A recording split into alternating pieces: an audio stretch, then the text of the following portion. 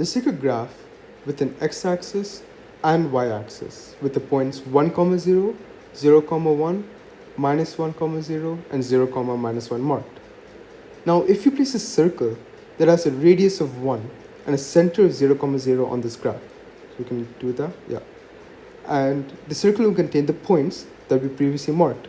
So on the circumference of the circle, the coordinates 1, 0, 0, 1, -1, 0, and 0, -1 will all be on the circumference of the circle. So what about all these other points that are on the circumference of the circle? What would be their coordinates? So let's look at this point, which I marked in red.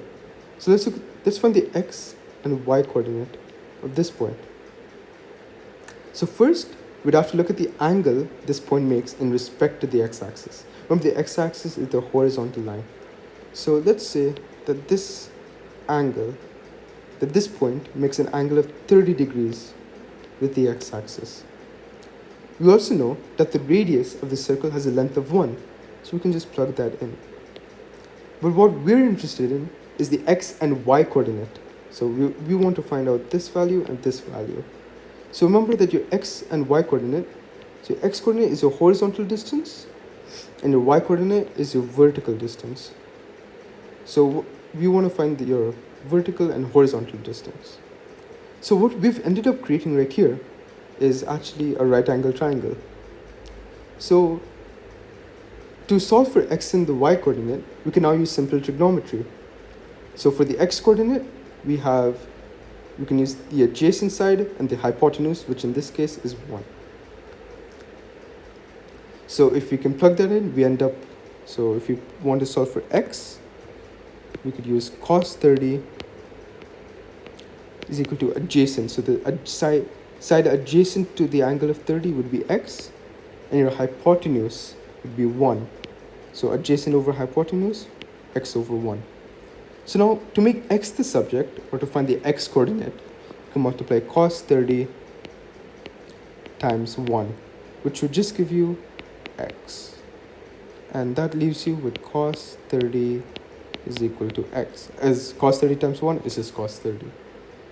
So similarly, to find the y coordinate, we have opposite. So we have the side opposite to the angle, and we have the hypotenuse. As hypotenuse is just the side opposite to the right angle. So we can use the sine ratio. So we have sine 30 is equal to opposite. So side opposite to 30 would be y, and your hypotenuse is 1. So opposite over hypotenuse. By making y the subject, we get sine 30 times 1 equals y, which is simply y equals sine 30. So now we know that the x coordinate is cos 30 and your y coordinate is sine 30. So you can just write that in. So cos 30, sine 30. So in short, the coordinates of points lying in the unit circle will always be cos theta and sine theta, with theta, this angle, theta, being the point the angle makes, being the angle the point makes in respect to the x-axis.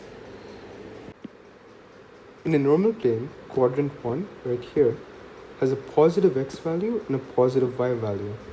In quadrant 2, it has a negative x value and a positive y value. So for example, -2, 3 would lie in quadrant 2. So in quadrant 3, there's a negative x value, negative y value. So maybe -3, -4 would lie in the third quadrant. And in the fourth quadrant, we have x minus y. So 2, -4 would lie in the fourth quadrant. So using the knowledge that the coordinates for the point on the unit circle are cos theta and sine theta, so the x coordinates on the circumference of any unit circle will be cos theta and sine theta, which we just looked at. So we can rearrange, or we can restate this in terms of cos and sine. So in quadrant 1, both cos and sine are positive. Remember, cos is just your x coordinate and sine is just your y coordinate. So similarly, we're just writing this right here in terms of cos and sine.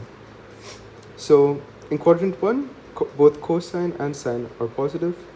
In quadrant 2, negative, cos is negative and sine is positive. So here x is negative, y is positive. Similarly, it follows the same thing right here. In quadrant 3, x is negative and y is negative, so cos negative, sine is negative. In quadrant 4, x is positive, y is negative, so here cos is positive, y is negative. Remember, we've just swapped x with cos and y with sine.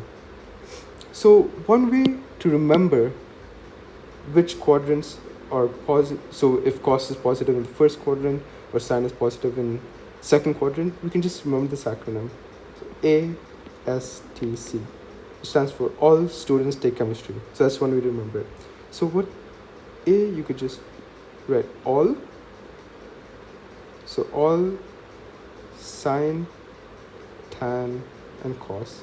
Here, all values, all trigonometric ratios are positive in the first quadrant. Here, sine is only positive. Here, tan is only positive. I'll come back to this. And here, only cos is positive. So tan is just another trigonometric ratio, which is tan theta over sine theta over cos theta. So remember that here sine and cos are both negative. So negative divided by negative would be positive. So that's how tan is positive in the third quadrant.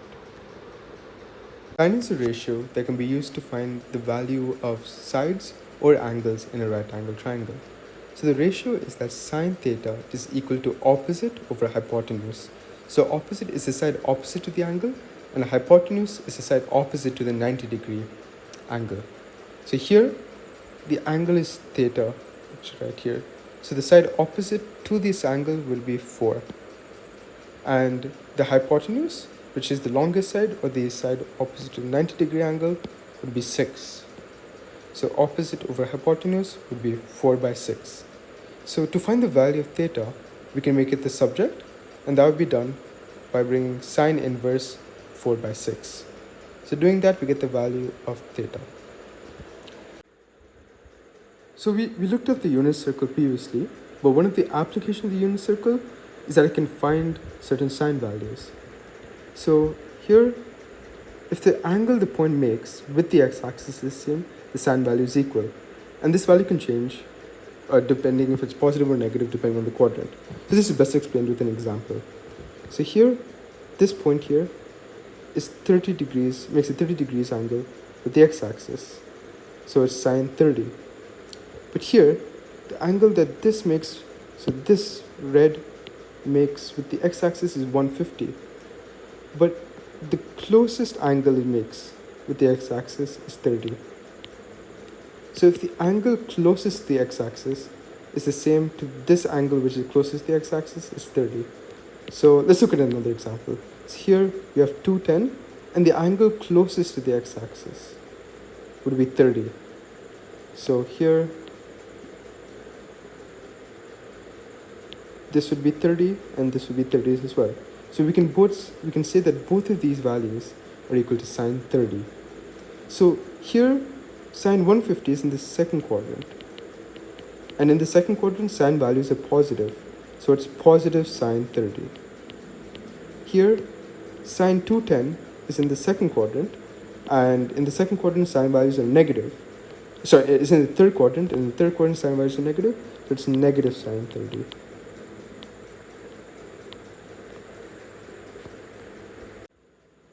So here are the values of sine for sine 0, sine 30, sine 45, sine 60, and sine 90.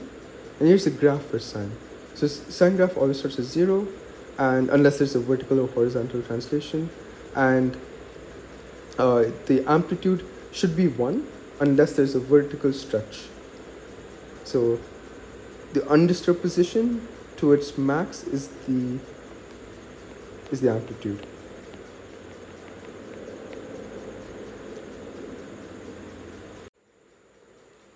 If the unit circle has a radius of 2, find the value of y. So previously we were looking at unit circles that only have a radius of 1. But now if it has a radius of 2, but all the same rules still apply. is asking for the y coordinate. So here we see that the point has an angle of 210 in a counterclockwise direction. But if we take the angle that's closest to the x-axis, so the angle closest to the x-axis would be 30. So we know this because the angle, this angle right here would be 30, and if you subtract 210 from 180, so we know this would be 180, so 210 minus 180, we're left with this angle here, which would be 30.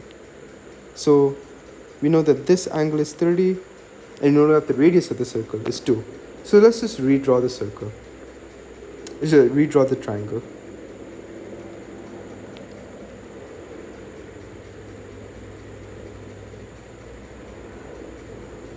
So now this is 30, the radius of is 2, and what we need to find is the y value. So this would be the vertical distance. So when you need to find this. So we have our hypotenuse, which is the side opposite to the right angle, and we have the opposite side, which is the side opposite to the angle. So we can use our sine ratio. So sine 30 is equal to opposite. So the side opposite to the angle is y, and hypotenuse would be 2. So sine 30 is equal times 2 is equal to y. But this is not correct, because if we see here, sine, this point right here is in the third quadrant, and in the third quadrant sine is negative. So sine is negative in the third quadrant.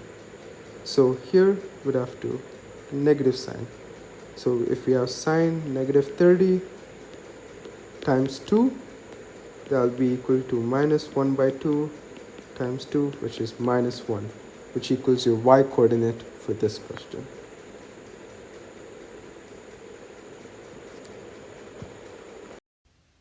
So now I'll be talking about cos or cosine. Cosine is a trigonometric function that is equal to the ratio of the side adjacent to an angle over the hypotenuse. So in this example, we have theta. So cos theta would be adjacent over the hypotenuse. So adjacent is the side close to it, which is 3, and the hypotenuse, which is 5. So cos theta is equal to 3 by 5, or cos inverse of 3 by 5 would lead to theta. So this is the basic definition of cos. So if you were to draw 4 quadrants and label them, and write an angle, say 30 degrees, and see where it lies. In this quadrant, any angle that lies here, the cos value of that would be positive. Same goes for here.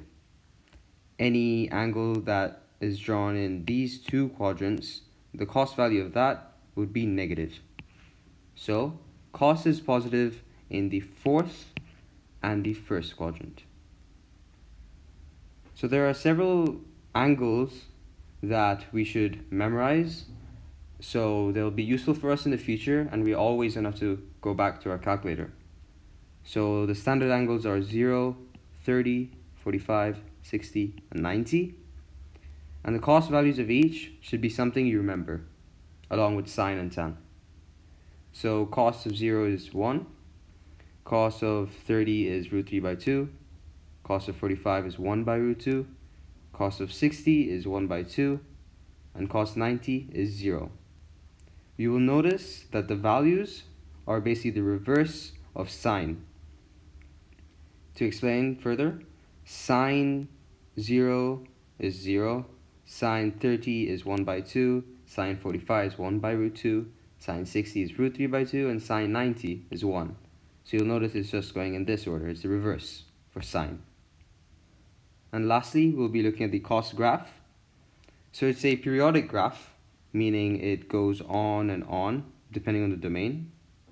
So like the general shape would be like this, if this is the intercept. Something like that. So the intercepts, if the domain is restricted to 2 pi, is pi by 2 and 3 pi by 2. The maximum value that the graph will reach of a cos theta graph is 1, and the minimum, -1. And so this is the general shape of a cos graph. Okay, so now we will solve a question with the usage of cos. So here's the question. 2 cos of 2 theta is equal to root 3, and the domain of theta is within 0 and 180 degrees inclusive. So first, let's write the question down. 2 cos 2 theta is equal to root 3. So the first step would be to remove the 2. So obviously divide by 2 on both sides. This gives you cos 2 theta is equal to root 3 by 2. So now if you remember from the standard angles, root 3 by 2, cos of 30 degrees is equal to root 3 by 2. So if you were to cos inverse on both sides, that gives us 2 theta is equal to cos inverse of root 3 by 2, which is the same as 30 degrees. So for now, we have 2 theta is equal to 30 degrees. So now the obvious step many people would take would be to divide by 2 on both sides, meaning we get theta is equal to 15 degrees. Though this is obvious, do not do this right now. Do not divide by 2 at this stage, because we are trying to find other values of theta. They can be more than one value. Remember that. There's not always one value. They can be more than one value, and so we keep it as 2 theta is equal to 30 degrees for now. So since we're keeping it like this, we have to change the domain accordingly.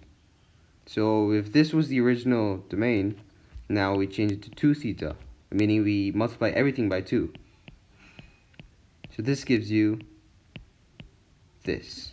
2 theta has to be between 0 and 360 degrees. So now we draw the 4 quadrants. So this gives you the 4 quadrants, and we have 2 theta is equal to 30 degrees. So that means it's in the first quadrant. So 30 degrees. So as I said before, cos is positive in the 4th quadrant and the 1st quadrant. Hence, since we have a positive value here, it's positive 30, we also draw, so we have the standard angle set here as 30 degrees. Now we set the other angle like this and say 30 degrees. So there is a rule you can also use for other questions. So let me just take this as the quadrant. So if it's a sine of a positive value, obviously it'll come here and here. So this is always something you can follow. Obviously, because cos is positive here, everything is positive here, sine is positive here, and t is positive here. So that's why this shape is made when we say sine of a positive value. So here and here. Hence the 2 lines there. So yeah, so sine of a positive value is this. And sine of a negative value would obviously be this. Cos of a positive value would be this. And cos of a negative value would be this. And lastly, tan of a positive value would be this, meaning it would be like that. And then tan of a negative value would be this. So this is how you approach any question and like visualize it through the quadrants and like drawing it with lines. So here we have cos of a positive value, meaning it's this. So this and this would be the same angle. So that's why we have 30 here and 30 here. So now we just find what those angles are. So 2 theta, 2 theta is equal to 30 degrees, which is this one, and this one. So this one is 360 degrees minus 30. So that's the same as 330 degrees. So now many people just might leave it here, but that's wrong. The question asks for what theta is. So these two values are within this range. So hence we can use both values again. So to find theta, just divide by 2. So if we divide by 2, we get 30 divided by 2, which is 15 degrees. And 330 divided by 2, which is 165 degrees. So these two values are the answers to this question. Theta is either 15 degrees or 165 degrees if we need to satisfy this equation. So now I will talk about the tan function. It is a trigonometric function which is the ratio of the opposite side over the adjacent side. So if you're looking at tan theta in this triangle, theta is here. So the opposite, which is 4, over the adjacent, which is 3, adjacent meaning close by, the tan theta value would be equal to 4 by 3. And if you wanted to find theta, we'd have to do tan inverse of 4 by 3 to get theta. And now going back to the 4 quadrants, as mentioned before, cos is positive in the 4th quadrant, all functions are positive in the 1st, the sine function is positive in the 2nd, and the tan function positive in the 3rd. A way I would remember it is just saying cast. It's a common word, just you can use it to remember which functions are positive in which quadrant. So if we're looking at tan here, tan is positive in the 1st and 3rd quadrants, and negative in the 4th and 2nd, which is quite obvious. So now going back to the standard angles, we find the tan of the standard angles. Tan of 0 is 0, tan of 30 is 1 by root 3, tan 45 is 1, tan 60 is root 3, and tan 90 is undefined or infinity. So we can also see that in the tan graph. So the tan graph is different from the sine and the cos graph. The sine and cos graph are periodic, meaning it goes like this. The tan graph is still periodic, meaning it gets repeated in a period. However, it's a different shape. It goes in a shape like this, and it has asymptotes. Asymptotes are points where if you were to do an equation of that point to turn it into a line, and having an asymptote at that point means that the graph will never cross that region. It will never touch that point. It will only go close to it till infinity. So in a tan graph, for a domain restricted to 2 pi, the asymptotes would lie on pi by 2 and 3 pi by 2. Since pi by 2 is the same as 90 degrees if you were to convert from radians to degrees, we know that tan never crosses pi by 2. Hence the reason why tan 90, which is the same as pi by 2, is infinity, because it never crosses that region. It goes on till infinity, getting closer and closer, but never crosses it. It only approaches it. So yes, so this is the shape of the tan graph, which is repeated, and if you were to extend it past 2 pi, it would go something like that. Okay, so now time for a tan question. So it's a relatively simple question. There is no 2 theta or 3 theta, it's just theta. So we don't have to change the domain. It's 1 by 3 tan theta is equal to root 3 by 3. So as usual, remove the constant or the coefficient or whatever to make it more simple. So if you times 3 on both sides, tan theta is equal to root 3. So if you may recognize from the standard angles, which you should memorize, by the way, it's very useful to memorize so you can solve questions easier and you don't always have to go to your calculator. So tan 60 is root 3. So tan inverse on both sides would lead to theta is equal to tan inverse of root 3, which is the same as 60. So now theta is equal to 60. We have that. Do not stop there. There's always more than one answer, unless the domain is restricted in any manner. But it's always wise to always check the other answer and just eliminate it if it doesn't fit in the domain. There'll always be another answer. So we have theta is equal to 60. So just draw that, just to visualize it.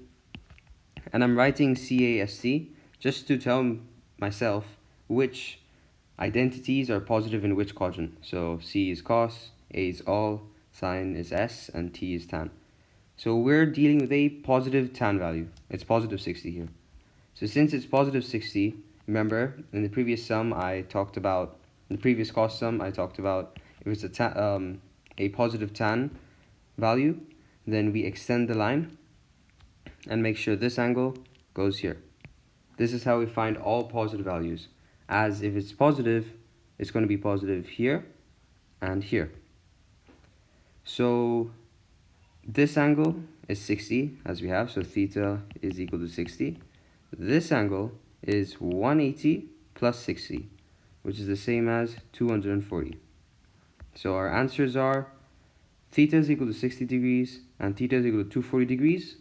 These are the two angles needed to satisfy this equation.